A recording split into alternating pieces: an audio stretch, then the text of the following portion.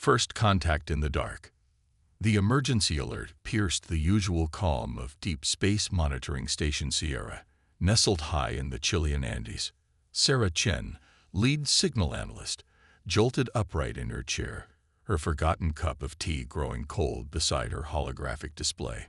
The signal was like nothing she'd ever seen before, a complex pattern of quantum fluctuations that defied Earth's current understanding of physics. "Dr. Roberts," she called out, her voice steady despite her racing heart. "I think you need to see this." Dr. Marcus Roberts, the station's director, hurried over from his office. His weathered face, marked by decades of searching the stars, creased with concentration as he studied the readings. "How long has this been coming in?" 17 minutes, Sarah replied, pulling up the initial detection data. "It's not random noise, and it's definitely not one of ours. The signal strength alone." She gestured at the energy readings, which were off their normal scales. The pattern repeated every 8 seconds, too precise to be natural. As they watched, the quantum signatures shifted, almost as if "they're adapting," Dr. Roberts whispered. "They're adjusting their transmission to match our detection capabilities." Within hours, the station was buzzing with activity. The world's leading astrophysicists and cryptographers connected virtually, all focused on decoding what was quickly becoming the most important signal in human history. The pattern had indeed been changing, becoming more accessible to Earth's technology with each iteration. Dr. Elena Santos, a quantum computing specialist from Brazil, was the first to recognize the mathematical constants woven into the signal. "Look," she explained, highlighting sequences on the shared display. "They're using universal physical constants as a foundation. Planck's constant, the speed of light, prime numbers. It's a language based on physics itself." 3 days of intense work followed, with the global team working in shifts to decode the message. When the breakthrough finally came, it wasn't from the most powerful quantum computer or the most advanced AI. It came from Jamie Parker, a graduate student who'd been making coffee runs for the senior scientists. "What if we're overthinking it?" he suggested during one late-night session. "They're clearly trying to make this easier for us to understand. Maybe we should look at the simplest possible interpretation." His approach proved correct. Within hours, the message began to take shape, and its contents sent shockwaves through the scientific community. A refugee fleet of over 300 ships, carrying nearly 1 million souls, was stranded just past Neptune's orbit. Their quantum drive cores were failing, and their life support systems were running on emergency power. But it was the next part of the message that truly stunned everyone. The fleet had passed 11 advanced civilizations on their journey, each capable of helping them. Each had turned them away, citing resource constraints or political complications. They were reaching out to Earth as a last resort, though their scans showed humanity hadn't even achieved routine interplanetary travel yet. When the UN Security Council convened an emergency session to discuss the situation, the debate was surprisingly brief. Despite humanity's technological limitations, the vote to attempt a rescue was unanimous. The response they sent was simple: "We hear you. We may not have your technology, but we will find a way. Hold on." The aliens' reply came faster this time, their transmission now perfectly calibrated to Earth's receivers. The message contained technical specifications of their ship's quantum drives, along with an apologetic note explaining they didn't expect much, given Earth's development level. They just hoped humans might see something their own experts had missed. Dr. Roberts smiled as he read the specifications. "They've got no idea what they're about to learn about human ingenuity, do they?" Sarah studied the complex quantum equations that described the alien drives. "Sir, they've been looking at this problem through the lens of their advanced technology," he explained.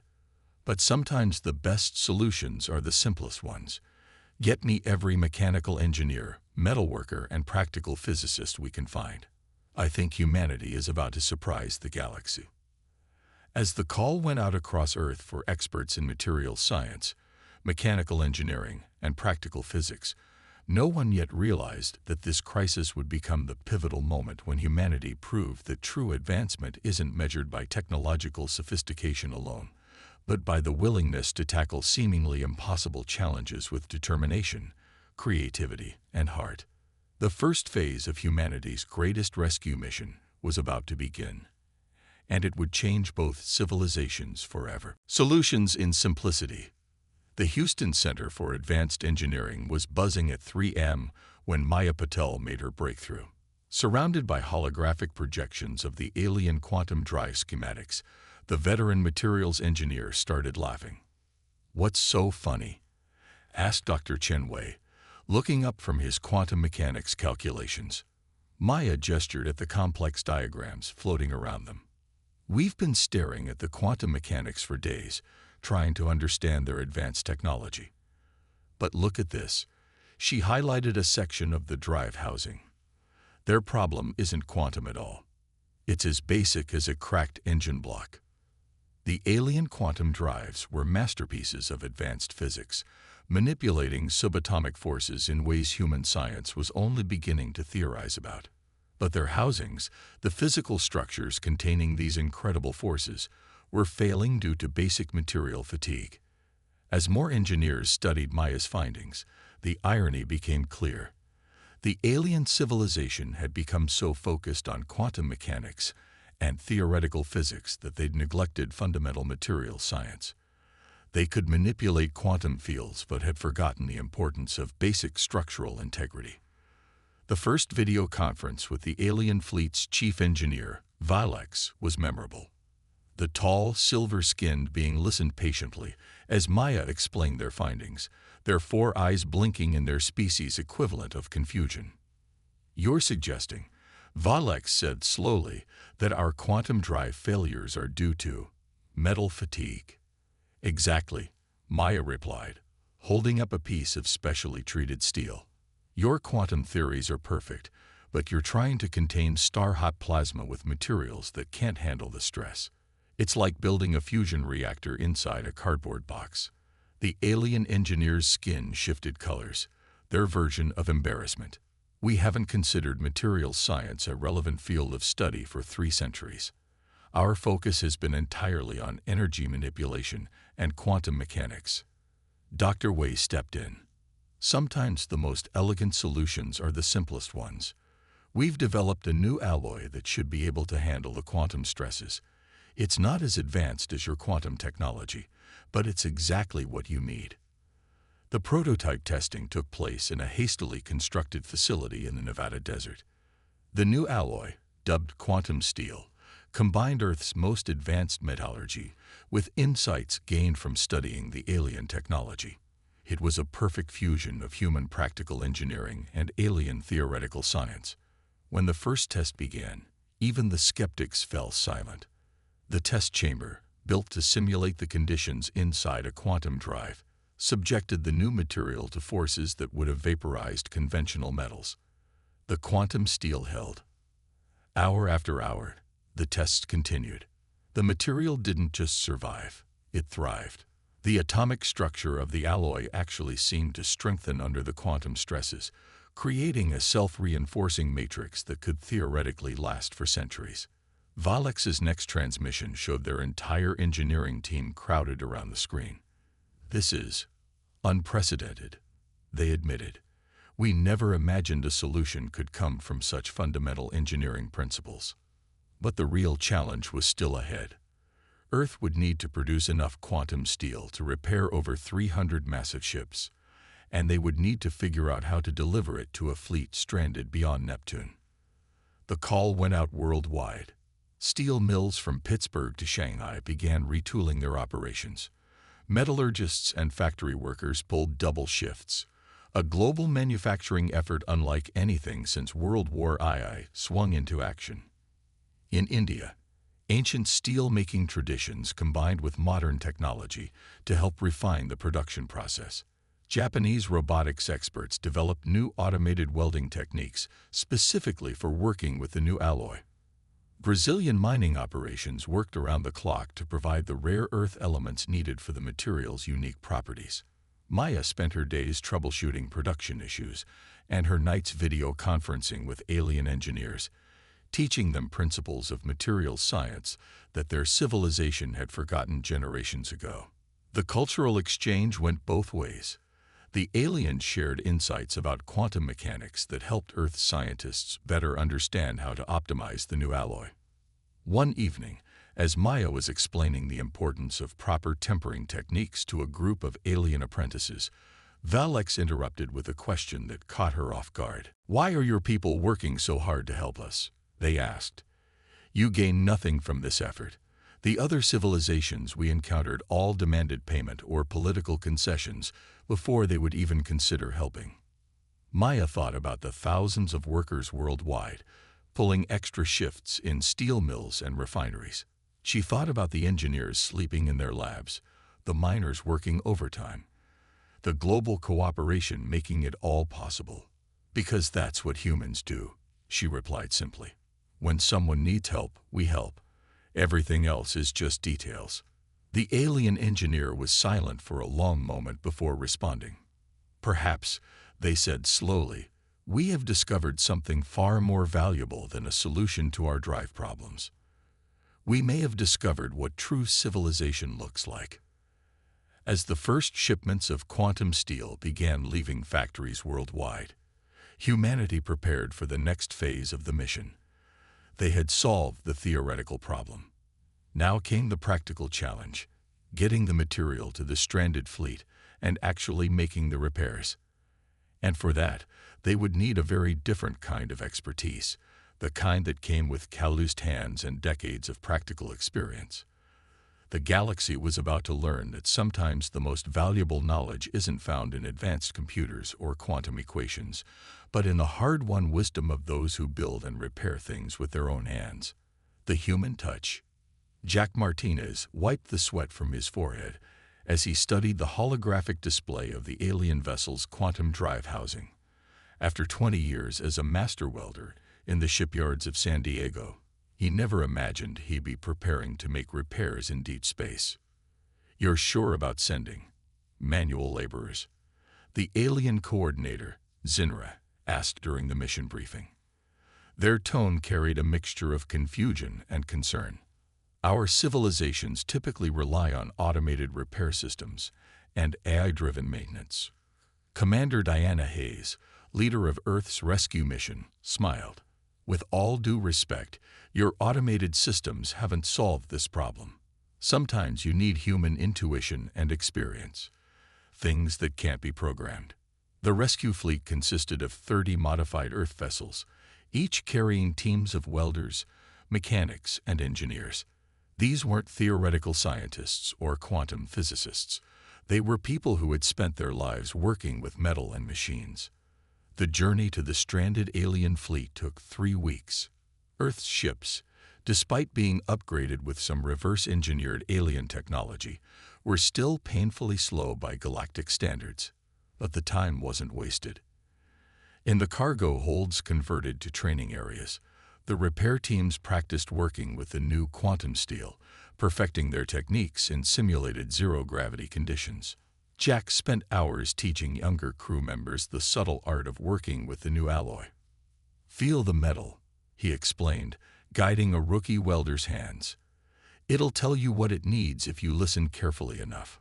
When they finally reached the alien fleet, the sight took their breath away. Massive ships, each one larger than Earth's largest ocean vessels, floated in the void. Their quantum drives pulsed weakly, barely maintaining life support for the millions of refugees aboard. The first repair attempt would be on a smaller scout ship. As Jack suited up in his specially modified spacesuit, he could sense the alien crew's skepticism through the observation window. To them, the sight of humans preparing to physically weld and repair their advanced technology must have seemed primitive. "Beginning approach," Jack reported as he maneuvered toward the damaged drive housing. The new suit designs incorporated alien technology for better mobility, but the tools in his hands were fundamentally the same ones he'd used on Earth, just modified for space use. Up close, the damage was exactly what they'd expected. The quantum forces had created microscopic stress fractures throughout the housing. Any automated system would have missed them, but to Jack's experienced eye, they were as clear as cracks in a windshield. "Starting first cut," he announced. The plasma cutter, modified to work with quantum steel, sliced through the damaged section with precision. Behind him, Roberto and Sarah, his team members, prepared the replacement panels. The aliens watched in fascination as the humans worked. There was an artistry to their movements that no automated system could match. Jack's hands, guided by decades of experience, moved with certainty even in the challenging environment of space. "The quantum field readings are stabilizing," reported one of the alien engineers, surprise evident in their voice. "The new housing is actually containing the energy more efficiently than our original design." Hour after hour, the team worked. When Jack needed to make a difficult weld in a tight spot, he didn't consult a computer or run simulations. He simply adjusted his position, remembered similar challenges he'd faced over the years, and found a way to make it work. By the time they finished the first repair, even the most skeptical aliens were convinced. The scout ship's quantum drive now pulsed with renewed energy, its housing stronger than when it was first built. "I don't understand," Zinra admitted, studying the readings. "Your technology is centuries behind ours, yet you've accomplished what our most advanced systems couldn't." Commander Hayes gestured toward Jack and his team as they returned to the ship. "Technology isn't everything. Experience, intuition, the ability to adapt and improvise, these are human qualities that no amount of advancement can replace." The success of the first repair sparked a transformation in the alien fleet's attitude. They began eagerly learning from the human teams, rediscovering the value of hands-on work and practical knowledge. Young aliens apprenticed themselves to human welders and mechanics, learning skills their civilization had forgotten generations ago. As repair teams spread throughout the fleet, each ship became a classroom where two civilizations learned from each other. The aliens shared their advanced theoretical knowledge, while humans taught them the irreplaceable value of practical experience and intuitive understanding. One evening, after a long shift of repairs, Jack found himself teaching a group of alien engineers how to feel the subtle vibrations in metal that indicated potential stress points. Their wonder at such basic knowledge made him smile. "Sometimes," he told them, "the most important things can't be measured by instruments or calculated by computers. They have to be learned through experience and passed down from person to person." As the repair operation continued, it became clear that humanity wasn't just saving the alien fleet. They were helping an advanced civilization rediscover something precious they had lost along the path to advancement: the power of the human touch. The galaxy was learning that true progress wasn't about abandoning the fundamental skills that built civilization, but about finding the perfect balance between advancement and tradition, between technology and human wisdom. Teaching the teachers, Dr. Yuki Tanaka stood in what the rescue fleet crews had nicknamed the exchange chamber, watching as human welders and alien engineers worked side by side. The large workspace aboard the alien flagship had become the heart of an unprecedented cultural and technological exchange. "Your species continues to surprise us," said Chief Science Officer Kelnar. Their bioluminescent patterns shifting in what Yuki had learned was an expression of wonder. "We thought we were teaching you about advanced technology, but instead, we're all learning from each other," Yuki finished, smiling as she watched Sarah Chen, a veteran mechanic, teaching a group of alien apprentices how to properly temper quantum steel using a combination of traditional techniques and alien energy manipulation. The repair mission had evolved far beyond its original scope. What started as humans simply fixing damaged quantum drives had become a renaissance of practical engineering among the alien fleet. Young aliens who had never handled physical tools in their lives were now eagerly learning centuries-old crafting techniques.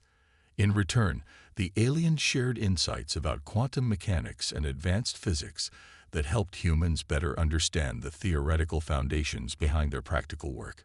It was a perfect synthesis of theory and practice. "Watch the color change in the metal," Sarah explained to her alien students. That tells you more than any scanner could. Your ancestors knew this. We found references to similar techniques in your historical databases. The aliens had been shocked to discover that many of the primitive techniques humans were using had once been common knowledge in their own civilization, lost over centuries of increasing automation and AI dependence. In another section of the exchange chamber, Jack Martinez worked alongside Vilex, the alien fleet's chief engineer, combining human welding techniques with quantum field manipulation. The resulting process was more efficient than either method alone.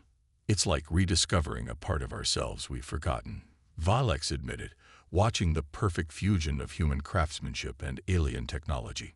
We became so focused on advancing beyond physical limitations that we lost touch with the fundamental principles that got us there. The knowledge exchange went beyond just engineering. Human doctors shared insights about hands-on medical care that complemented alien automated healing systems.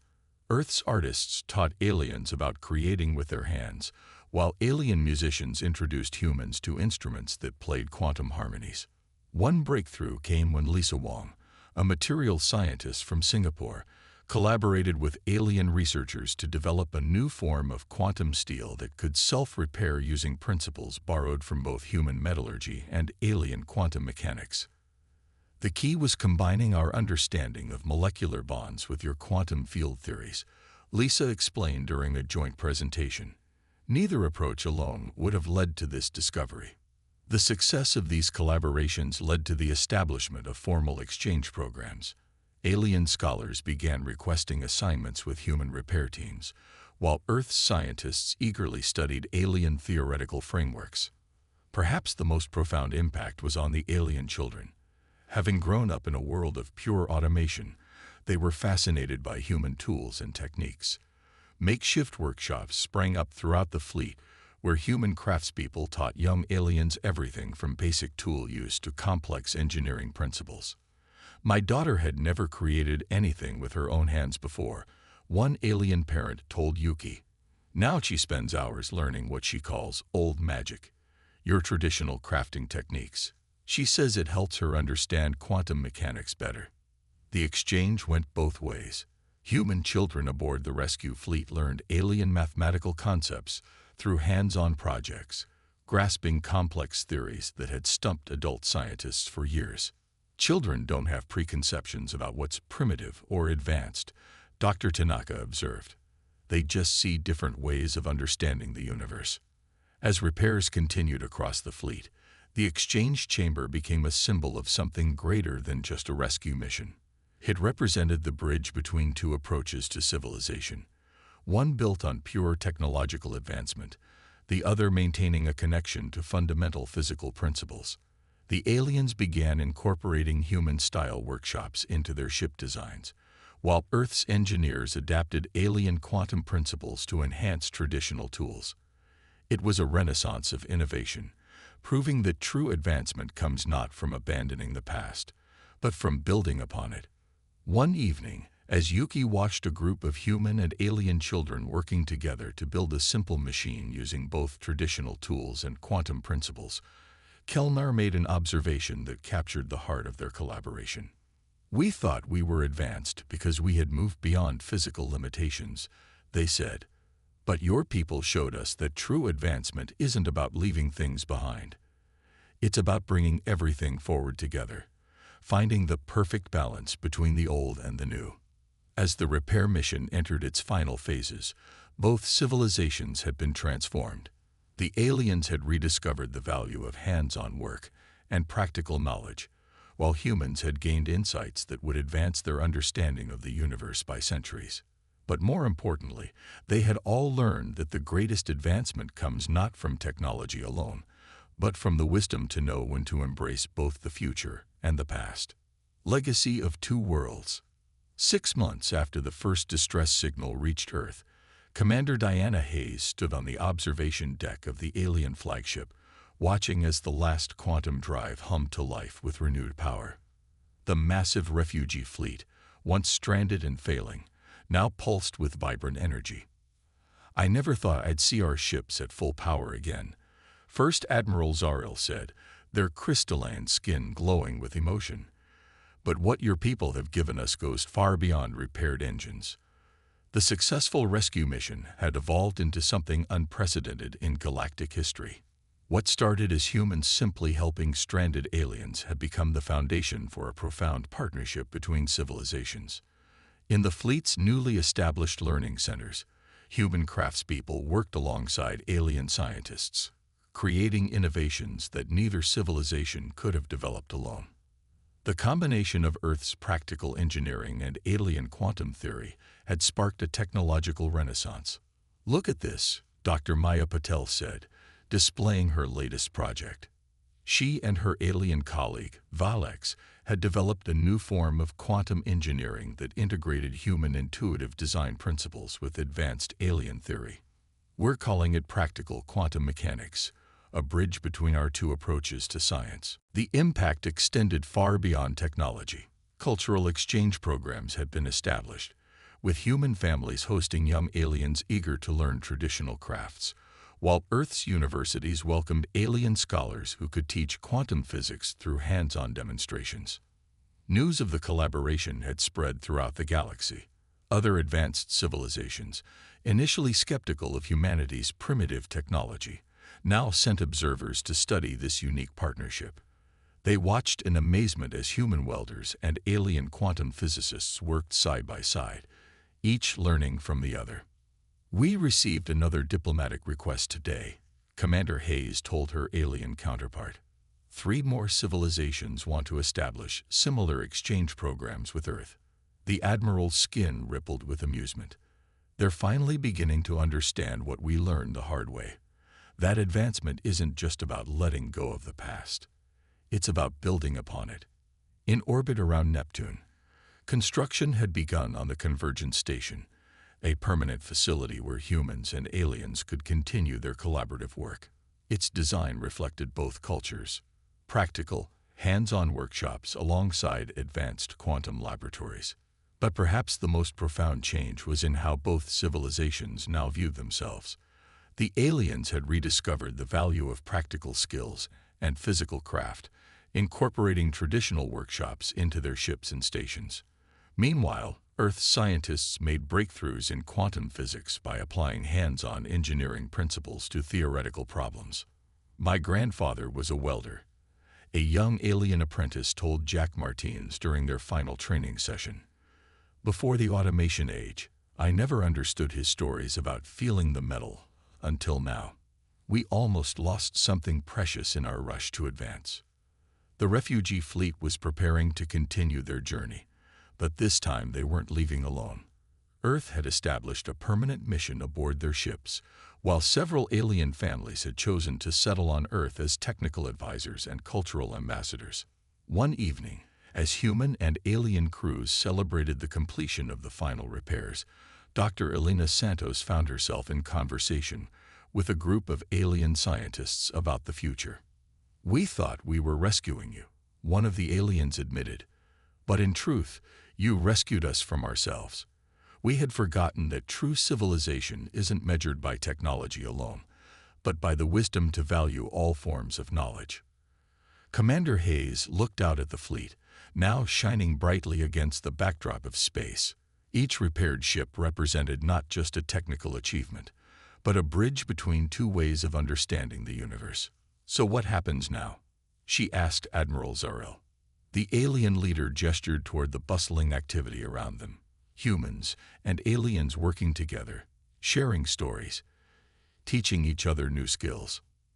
Now we build something new together, something that takes the best of both our worlds." As the refugee fleet prepared for departure, they carried with them more than just repaired engines. They carried the seeds of a new kind of civilization, one that honored both the practical wisdom of the past and the innovative possibilities of the future. And on Earth, as humans looked up at the stars with new understanding, they knew they had gained something far more valuable than advanced technology. They had gained allies who understood that the greatest strength lies not in abandoning tradition for advancement, but in finding ways to bring both forward together. The galaxy had learned an important lesson. Sometimes the most advanced civilization isn't the one with the most sophisticated technology, but the one wise enough to recognize that progress comes in many forms, and true wisdom lies in embracing them all.